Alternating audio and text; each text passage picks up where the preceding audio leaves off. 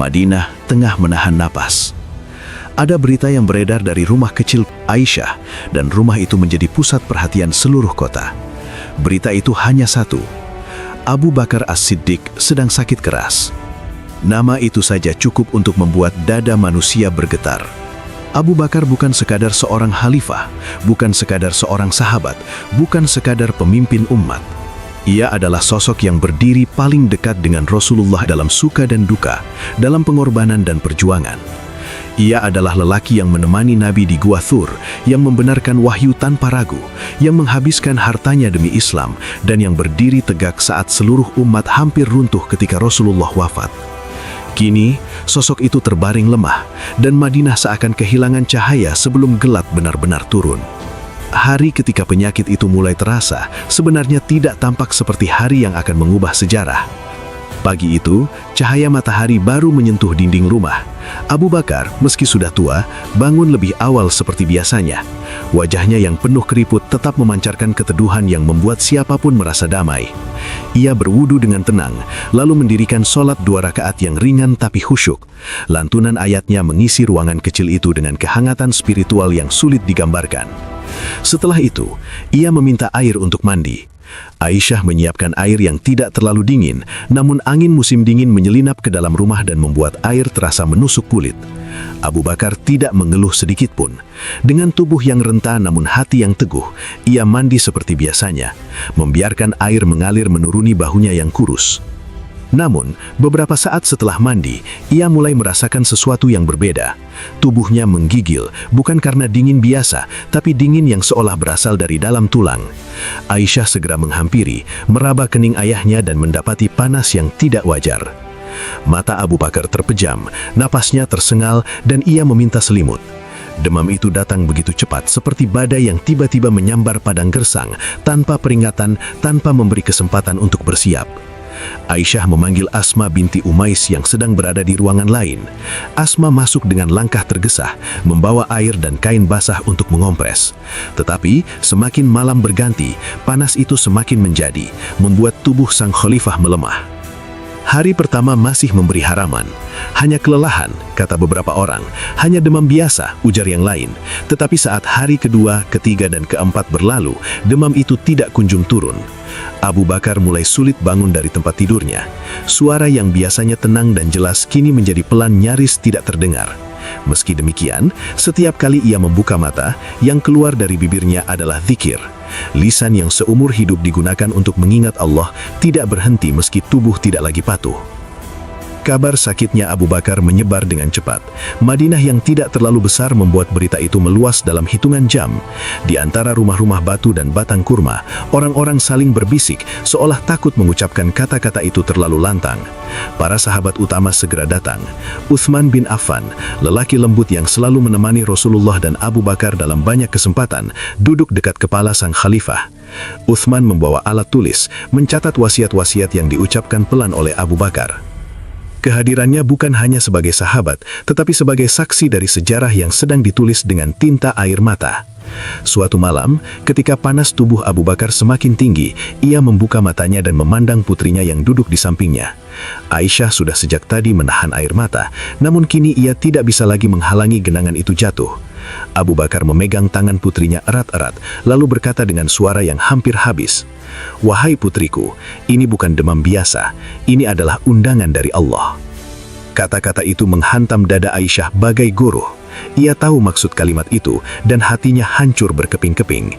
Ia ingin mengatakan bahwa ayahnya belum boleh pergi, bahwa umat masih memerlukan pemimpin sekuat dan sebijak beliau, bahwa ia sebagai anak masih ingin memeluk ayahnya dan mendengar nasihatnya. Tetapi ia juga tahu, Abu Bakar adalah hamba yang paling jujur membaca tanda-tanda Allah. Jika ia berkata demikian, berarti pintu dunia sudah mulai menutup untuknya. Hari berganti hari dan Abu Bakar makin sulit bergerak. Namun meski lemah, pikiran dan hatinya tetap tidak meninggalkan umat. Setiap kali para sahabat datang untuk melaporkan masalah umat, Abu Bakar memaksa dirinya untuk mendengar. Ia bertanya dengan suara pelan, tetapi tetap membawa ketegasan kepemimpinan yang sama, seperti saat ia pertama kali memegang amanah setelah wafatnya Rasulullah. Tidak pernah sekalipun ia memikirkan dirinya sendiri. Yang ia pikirkan adalah bagaimana umat akan hidup setelah ia pergi. Bagaimana mereka akan bersatu, bagaimana fitnah akan dijauhkan, dan siapa yang akan memegang tongkat kepemimpinan. Uthman bin Affan yang hampir setiap hari berada di sisi Abu Bakar selama masa sakit, suatu malam bertanya lirih, "Apakah engkau ingin kami memanggil tabib, wahai Khalifah Rasulullah?" Abu Bakar tersenyum lemah, senyum yang mengandung kedamaian seorang hamba yang yakin bahwa Robnya tidak pernah memilih waktu yang salah. Lalu ia menggeleng pelan dan menjawab, "Tabib telah datang," dan ia berkata, "Aku berkuasa atas kehendakku sendiri." Uthman menunduk dalam-dalam. Ia memahami makna ucapan itu. Tabib yang dimaksud bukan manusia, tetapi Allah, sang penentu segala kehidupan dan kematian. Di luar rumah, suasana Madinah berubah menjadi campuran antara harap dan cemas. Orang-orang duduk di beranda rumah masing-masing setelah sholat maghrib, berbicara dalam bisik-bisik tentang kondisi sang khalifah. Di masjid, sholat berjamaah dipimpin oleh Umar bin Khattab, karena Abu Bakar tidak lagi mampu berdiri. Banyak orang yang merasa bahwa ini adalah sebuah tanda, isyarat dari langit tentang masa depan umat. Sementara itu, Aisyah dan Asma hampir tidak meninggalkan sisi Abu Bakar. Mereka berdua adalah cahaya di tengah ruangan yang gelap. Aisyah mengelap kening ayahnya setiap kali keringat mengalir. Asma mengganti kain basah, memastikan tubuh Abu Bakar tetap bersih dan nyaman. Mereka tahu waktu semakin menipis, tetapi mereka ingin memberi yang terbaik untuk lelaki yang telah memberi segalanya untuk umat. Malam itu, demam Abu Bakar tampak mulai mereda sedikit. Suatu ketenangan memenuhi ruangan, meski fisik beliau tetap lemah. Para sahabat yang hadir duduk dalam diam, menunggu apakah ada hal lain yang ingin beliau sampaikan. Tiba-tiba, Abu Bakar meminta agar mereka semua mendekat. Dengan suara yang terputus-putus, ia berkata, "Wahai kaum muslimin, sesungguhnya aku merasa telah dekat dengan kematian. Maka Allah telah mencabut baiat kalian dariku. Aku terbebas dari tanggung jawab atas kalian. Pilihlah seorang pemimpin yang kalian ridhoi. Aku memohon kepada Allah agar kalian tidak berselisih setelahku." Ruangan itu pecah oleh tangis yang tertahan. Suara sesemukan terdengar meski mereka berusaha menahannya. Tak ada yang siap melepas beliau. Tak ada yang ingin mengingatkan hidup tanpa kehadiran Abu Bakar yang lembut dan tegas. Tak ada yang ingin kehilangan orang yang telah menyelamatkan umat dari perpecahan. Namun, Abu Bakar tidak berhenti di situ. Ada satu hal lagi yang harus ia lakukan, menentukan siapa yang akan menggantikannya. Dan itulah awal dari keputusan paling monumental yang akan mengubah sejarah umat selamanya. Setelah ucapan itu, ruangan berubah menjadi sunyi yang sulit dijelaskan. Para sahabat yang hadir merasakan sesuatu yang menusuk dada, bukan hanya karena mereka tahu detik-detik perpisahan sudah dekat, tetapi karena mereka menyadari betapa besar kasih sayang Abu Bakar kepada umat.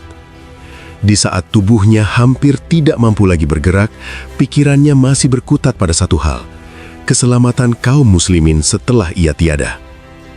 Malam itu Abu Bakar memanggil Abdurrahman bin Auf, sahabat mulia yang dikenal dengan ketajaman pandangannya. Ia meminta Abdurrahman duduk di sampingnya, dekat sekali, hingga suara lirihnya bisa terdengar jelas. Lampu minyak di ruangan itu berkelip, menebarkan cahaya temaram yang memantul di wajah-wajah orang yang hadir. "Wahai Abdurrahman," ucap Abu Bakar, "bagaimana pendapatmu tentang Umar bin Khattab?"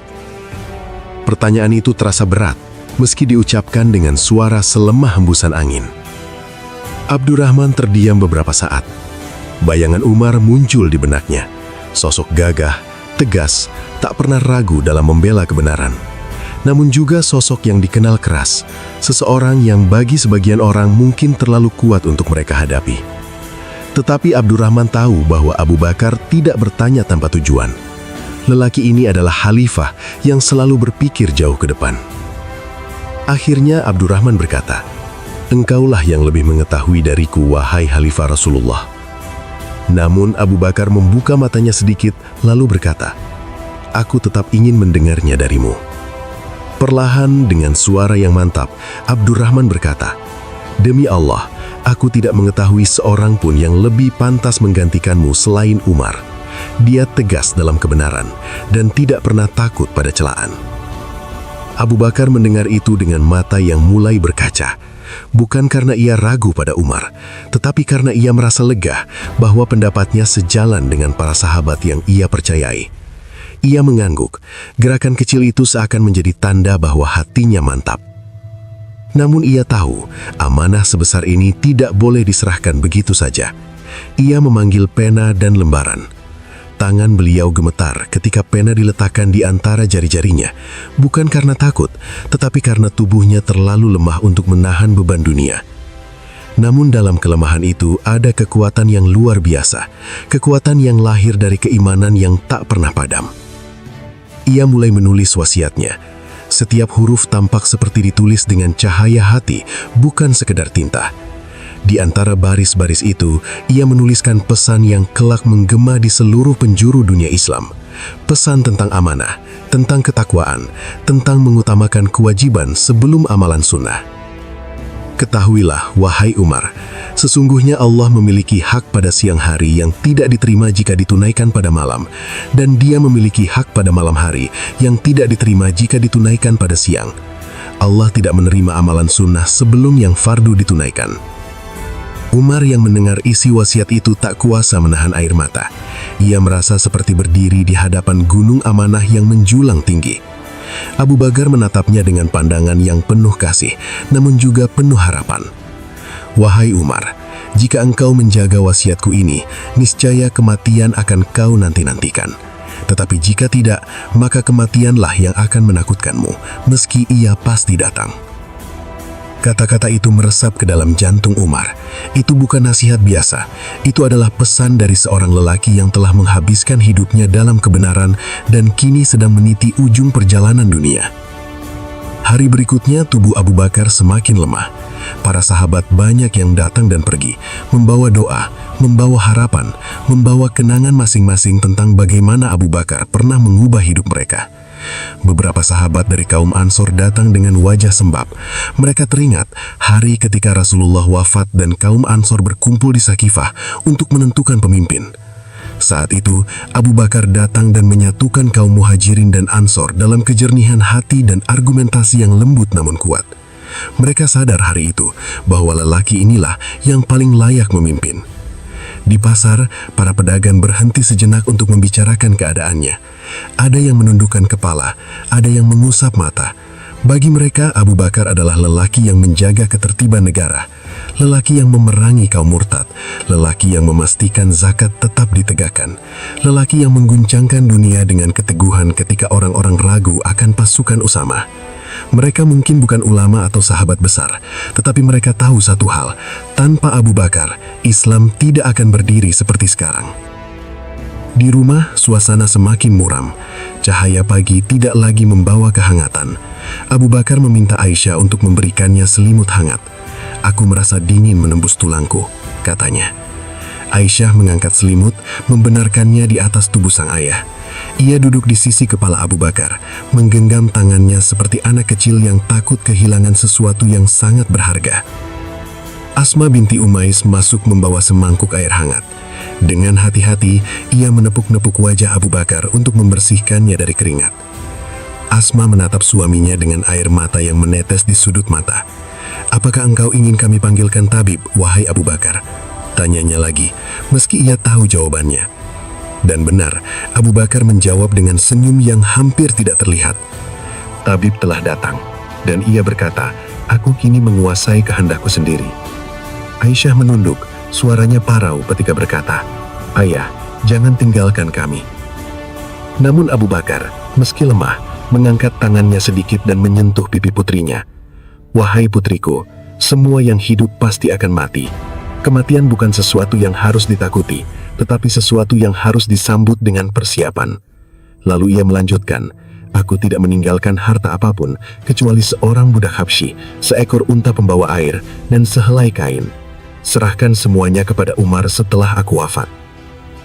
Aisyah menangis semakin keras. Ia tak menyangka bahwa setelah menjadi pemimpin dunia Islam, ayahnya akan meninggalkan dunia dengan begitu sedikitnya harta. Tetapi justru disitulah letak kemuliaan Abu Bakar. Ia memimpin bukan untuk memperkaya diri, bukan untuk mengumpulkan dunia, tetapi untuk memperjuangkan agama. Siang itu, matahari bersinar redup. Abu Bakar mulai merasakan nafasnya semakin pendek. Setiap tarikan nafas seperti perjuangan panjang, seakan ia menapaki jalan menuju gerbang akhirat perlahan-lahan. Para sahabat mengelilingi ranjangnya, Umar berdiri dengan tangan gemetar. Utsman menunduk sambil menahan tangis. Ali datang dan duduk tidak jauh. Wajahnya tenang namun matanya berkaca-kaca. Aisyah dengan suara yang hampir tidak keluar melantunkan bait syair yang pernah ia dengar. Syair tentang kefanaan dunia, tentang harta yang tidak berarti apa-apa ketika ajal datang. Namun Abu Bakar mendengarnya dan berkata, "Wahai putriku, jangan bacakan syair, bacakanlah firman Allah." Lalu ia berkata lirih, "Dan datanglah sakaratul maut dengan sebenar-benarnya. Itulah yang dahulu selalu kamu hindari." Quran Surat Qaf ayat 19. Ayat itu meluncur keluar dari lisannya seperti cahaya terakhir sebelum lampu padam. Air mata Aisyah pecah, mengalir deras di pipinya. Para sahabat semakin menunduk, seolah tidak ada yang sanggup menatap wajah lelaki yang sedang menapaki perjalanan terakhirnya. Beberapa saat kemudian, nafas Abu Bakar semakin pendek. Ruangan itu sunyi, sunyi yang dalam, seolah seluruh kota berhenti bernafas untuk memberi ruang bagi hamba Allah yang mulia ini. Lalu, dengan kekuatan terakhirnya, bibir Abu Bakar bergerak, mengucapkan kalimat yang menjadi pelindung hidupnya sejak muda. La ilaha illallah. Setelah itu, tubuhnya perlahan merileks, matanya yang teduh terpejam sepenuhnya, senyum kecil masih tampak di sudut bibirnya, dan Abu Bakar As-Siddiq wafat. Aisyah langsung memeluk ayahnya sambil menangis keras. Asma menutup wajah suaminya dengan kain putih yang telah dipersiapkan. Umar terduduk lemas di lantai. Utsman menutup wajahnya dengan kedua tangan. Ali memalingkan wajah, tak sanggup melihat seorang sahabat yang begitu dicintai kembali ke pangkuan Tuhannya. Di luar rumah, kabar itu tersebar dengan cepat. Dari mulut ke mulut, dari lorong ke lorong, dari pasar ke masjid. Abu Bakar telah wafat. Kalimat itu menggema di seluruh Madinah. Orang-orang berhenti berjalan, ada yang memegang dada, ada yang mengusap mata. Bagi mereka, Abu Bakar adalah lelaki yang menjaga ketertiban negara. Hari itu, Madinah seperti diselimuti kabut duka yang pekat. Matahari yang biasanya memancarkan hangatnya ke seluruh penjuru kota, kini seolah kehilangan cahayanya. Awan bergerombol di langit, menahan sinarnya yang lembut. Angin sore berembus pelan, membawa bisikan berita yang menyayat hati. Abu Bakar As-Siddiq telah berpulang. Kabar itu meluncur dari rumah Aisyah ke jalan-jalan sempit, menyebar ke pasar-pasar, lalu ke halaman Masjid Nabawi, dan akhirnya merambah ke lorong-lorong rumah kaum Ansor dan Muhajirin. Kalimat itu meluncur seperti anak panah, menghujam dada setiap jiwa yang mendengarnya. Di depan rumah Aisyah, orang-orang mulai berkumpul. Lelaki, perempuan, anak-anak, semuanya berdiri dengan wajah muram. Sebagian masih memegang sisa harapan yang belum sempat luntur. Harapan bahwa Abu Bakar mungkin akan sembuh. Harapan bahwa Allah akan memberi kesempatan beberapa hari lagi. Tetapi ketika pintu rumah dibuka dan jenazah sang khalifah yang mulia dibawa keluar, harapan itu runtuh seperti rumah pasir yang disapu angin gurun. Para sahabat besar hadir. Umar bin Khattab, langkahnya terhuyung seperti seorang lelaki yang baru saja kehilangan separuh kekuatannya. Utsman bin Affan menutup wajah dengan kedua tangan. Talhah bin Ubaidillah berdiri dengan kepalan tangan gemetar. Zubair, Abdurrahman bin Auf, dan banyak sahabat lain memenuhi ruangan. Tidak ada suara selain isak tangis yang tertahan, doa-doa lirih, dan bunyi langkah kaki yang berusaha setegap mungkin meski hati mereka hancur. Asma binti Umais berdiri di samping jenazah suaminya, matanya sembab dan wajahnya pucat. Ia telah memandikan tubuh Abu Bakar dengan penuh kelembutan, menjalankan wasiat beliau agar dimandikan oleh orang-orang yang beliau cintai. Air dan daun bidara ia gunakan untuk mengusap tubuh yang seumur hidup digunakan untuk jihad, dakwah, sabar, dan keikhlasan. Tidak ada kemewahan dalam pemulasaran itu, tidak ada kain sutra, tidak ada ornamen kebesaran negara. Hanya kain kafan putih sederhana yang membalut tubuh seorang khalifah yang memimpin dunia Islam, namun meninggal tanpa harta pribadi. Ketika jenazah dibawa ke masjid untuk disolatkan, suasana berubah menjadi lebih syahdu dari biasanya. Tangis terdengar dari berbagai penjuru. Orang-orang duduk sambil menutup wajah, menahan sesegukan agar tidak pecah. Mereka mengenang hari ketika Rasulullah wafat dan Abu Bakar berdiri di mimbar masjid dengan kekuatan hati yang luar biasa, membaca ayat, "Muhammad tidak lain hanyalah seorang rasul, telah berlalu sebelumnya beberapa orang rasul. Hari itu, beliau menegakkan kembali umat yang hampir roboh. Kini, mereka harus menghadapi kehilangan yang sama. Namun kali ini, tidak ada lagi Abu Bakar untuk menguatkan mereka. Umar maju ke depan untuk mengimami sholat jenazah. Suaranya berat, penuh getaran. Ketika takbir pertama terucap, udara seolah menahan nafas. Di belakangnya, barisan jamaah mengikuti dengan dada yang sesak oleh kesedihan.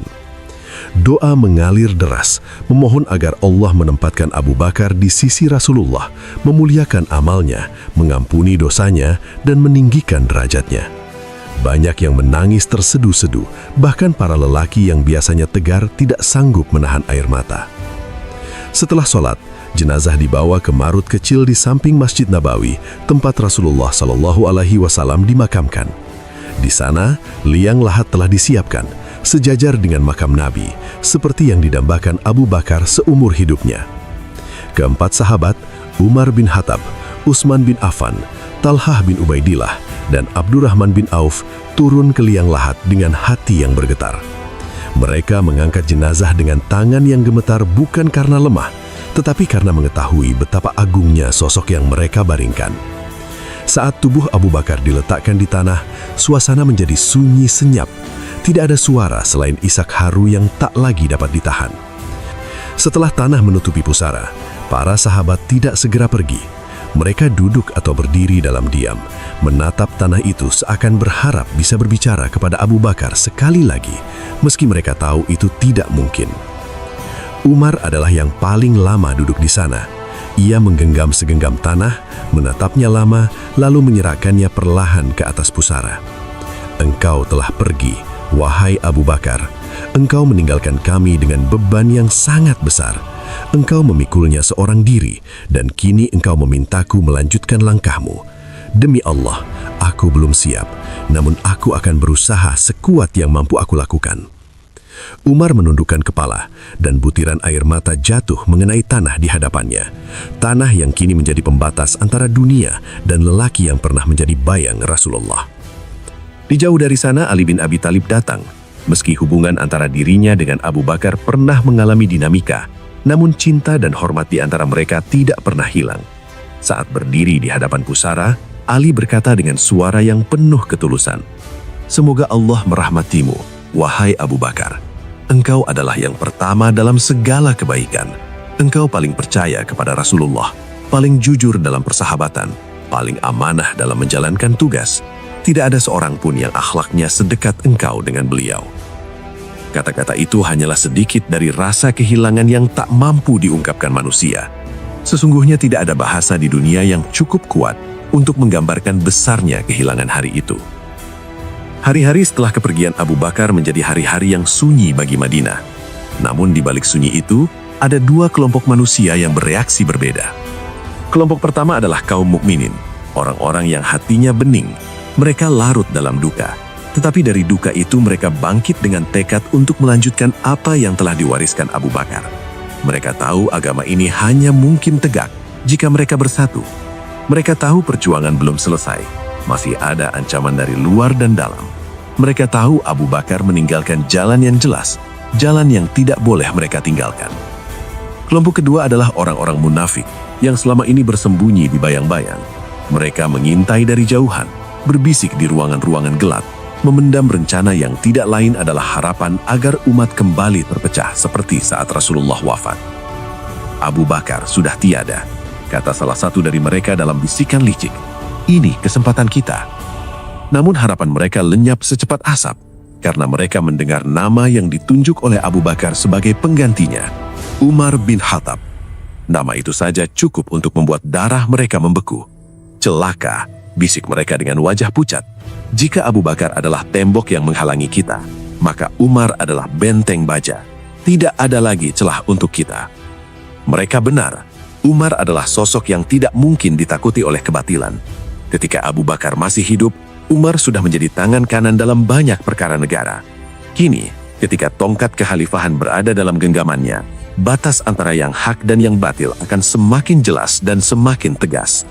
Kaum munafik yang selama ini memanfaatkan kelembutan umat, kini harus menghadapi tegasnya pedang keadilan. Malam itu, setelah Umar menyelesaikan sujud panjangnya di dalam masjid, ia duduk lama di lantai yang dingin. Kedua tangannya masih gemetar, bukan karena takut kepada manusia, bukan karena gentar menghadapi kekuasaan, tetapi karena ia merasakan beratnya amanah yang kini menempel di pundaknya. Amanah yang sebelumnya dipikul oleh dua manusia paling mulia, Rasulullah dan Abu Bakar, dan ia tahu dirinya bukan keduanya. Namun di dalam hatinya tumbuh sebuah tekad yang sulit digambarkan. Tekad yang lahir dari ketakwaan, dari keyakinan bahwa apapun yang Allah berikan pasti sesuai dengan kemampuan hambanya.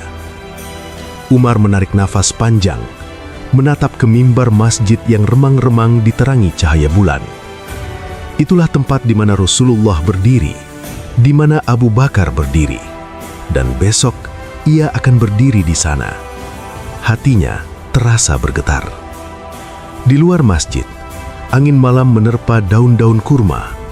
Madinah berada dalam sunyi yang dalam, sunyi yang bukan tanda ketakutan, tetapi tanda refleksi. Umat sedang mencerna apa yang baru saja terjadi, kehilangan Abu Bakar dan pengangkatan Umar. Dua gelombang peristiwa besar yang datang begitu cepat seperti badai gurun yang menerjang tanpa memberi waktu untuk bersiap. Umar adalah lelaki yang tidak bisa dibeli, tidak bisa dipuji untuk dibelokkan, tidak bisa ditipu dengan ucapan manis. Ia adalah lelaki yang memegang kebenaran seperti seseorang memegang bara api di malam gelap. Meski menyakitkan, ia tetap menggenggamnya. Kaum munafik mengerti bahwa Umar bukan sekedar pengganti Abu Bakar. Ia adalah tembok yang tak bisa ditembus kecuali oleh ketulusan. Dan ketulusan adalah sesuatu yang mereka tidak miliki. Pagi berikutnya, setelah Abu Bakar dimakamkan, Umar naik ke mimbar untuk pertama kalinya sebagai khalifah. Matahari belum sepenuhnya tinggi, namun halaman masjid sudah penuh orang. Mereka duduk rapi dalam saf-saf panjang. Wajah-wajah mereka masih menunjukkan bekas tangis dari hari-hari sebelumnya. Umar memandang mereka satu persatu. Ia melihat kaum muhajirin yang tangguh, kaum ansor yang penuh cinta, para pemuda yang tumbuh dalam naungan Islam, dan para wanita yang membawa anak-anak mereka agar kelak anak-anak itu mengenang hari ini sebagai hari penting dalam sejarah. Umar membuka pidatonya dengan pujian kepada Allah. Suaranya kuat, meski getaran halus masih terasa di ujung kalimat. Wahai manusia, sesungguhnya Allah telah menguji kalian dengan diriku, dan menguji diriku dengan kalian. Demi Allah, tidak ada satupun di antara kalian yang lebih berat bagiku kecuali beban ini. Ia berhenti sejenak membiarkan kata-katanya masuk ke dalam hati umat. Kalian mengetahui bahwa aku dahulu keras, namun sekarang aku telah memikul amanah yang dahulu dipikul oleh dua manusia terbaik. Ketahuilah bahwa kelembutan Abu Bakar adalah keutamaan baginya. Ketegasan Rasulullah adalah keutamaan baginya. Dan aku akan berusaha meneladani keduanya sesuai kemampuanku. Beberapa orang mulai menangis lagi. Mendengar nama Rasulullah dan Abu Bakar disebut dalam satu kalimat, membuat mereka merasakan betapa besar perubahan yang kini terjadi dalam hidup mereka. Umar mengangkat tangannya dan berkata, "Apabila kalian melihat aku berbuat baik, bantulah aku. Bila kalian melihat aku menyimpang, luruskan aku. Jangan kalian biarkan aku berbuat salah, karena tidak ada kebaikan bagi umat apabila pemimpinnya menyimpang dari kebenaran." Setelah pidato itu, orang-orang saling berpandangan. Mereka melihat di mata Umar sesuatu yang tidak mereka lihat sebelumnya, campuran antara rasa takut dan tekad yang membara. Mereka menyadari bahwa di balik ketegasannya, Umar adalah lelaki yang hatinya lembut terhadap umat, meskipun ia keras terhadap kebatilan. Sementara itu, para sahabat utama berkumpul di rumah Abu Bakar setelah pemakaman. Aisyah duduk dengan wajah yang masih basah air mata. Ali duduk tak jauh darinya, matanya teduh namun penuh luka. Utsman duduk di pojok ruangan dengan tangan saling meremas. Talhah dan Zubair tampak termenung dalam diam. Mereka berbicara tentang warisan Abu Bakar, bukan warisan harta, karena beliau memang tidak meninggalkan apa-apa, tetapi warisan kepemimpinan, keteguhan iman, dan pelajaran hidup. Dia adalah lelaki yang paling mirip Rasulullah, kata Ali tiba-tiba. Semua orang menoleh kepadanya. Ali melanjutkan, dalam kelembutannya, dalam keberaniannya, dalam tawakalnya, dia adalah cermin dari Rasulullah. Siapapun yang melihat Abu Bakar akan teringat kepada beliau. Aisyah mengangguk sambil menahan tangis. Ayahku adalah lelaki paling jujur yang pernah aku temui. Tidak ada satupun kata yang keluar dari lisannya kecuali ia yakin bahwa Allah ridho dengannya. Zubair kemudian berkata, andai bukan Abu Bakar yang memimpin setelah Rasulullah wafat, aku tidak tahu apa yang terjadi pada umat ini. Utsman mengusap matanya dan menyambung, betul, pada hari orang-orang menolak membayar zakat, pada hari Musailimah berdiri, pada hari kaum murtad bangkit, jika bukan karena Abu Bakar, Islam mungkin telah terpecah menjadi belasan agama. Talhah menepuk lututnya dan berkata, aku telah menyaksikan keberanian banyak orang di medan perang, namun keberanian Abu Bakar dalam mengambil keputusan lebih besar dari keberanian para prajurit di medan Badar. Percakapan itu berlangsung lama, seolah para sahabat ingin mengukirkan memori terakhir tentang Abu Bakar dalam hati mereka. Tidak ada satupun dari mereka yang ingin melupakan siapa beliau dan apa yang telah beliau lakukan. Hari-hari berikutnya, umat mulai melihat perubahan atmosfer di Madinah. Umar dengan gaya kepemimpinannya mulai menata ulang struktur administrasi negara. Ia menegakkan disiplin ketat, memastikan setiap pejabat bekerja dengan amanah. Di pasar-pasar, ia sering turun langsung untuk mengawasi kejujuran pedagang. Di rumah para janda dan yatim, ia mengunjungi tanpa pemberitahuan. Keadilan menjadi lebih cepat ditegakkan, ketertiban meningkat, kemunafikan dipersempit ruang geraknya. Namun Umar tidak pernah melupakan satu hal, bahwa semua ini terjadi karena fondasi yang telah dibangun Abu Bakar. Suatu sore, Umar berjalan melewati makam Abu Bakar. Ia berhenti, menatap tanah yang mulai mengering. Tanpa mengucapkan apapun, ia berdiri lama di sana, memejamkan mata. Seolah berbicara dalam hati, ia berkata, wahai Abu Bakar, engkau telah meninggalkan aku dengan tugas yang berat, tetapi aku berjanji, aku akan menjaganya. Aku akan menjaga umat ini dengan caraku, sebagaimana engkau menjaganya dengan caramu. Angin sore berhembus lembut, menggerakkan ujung sorbannya.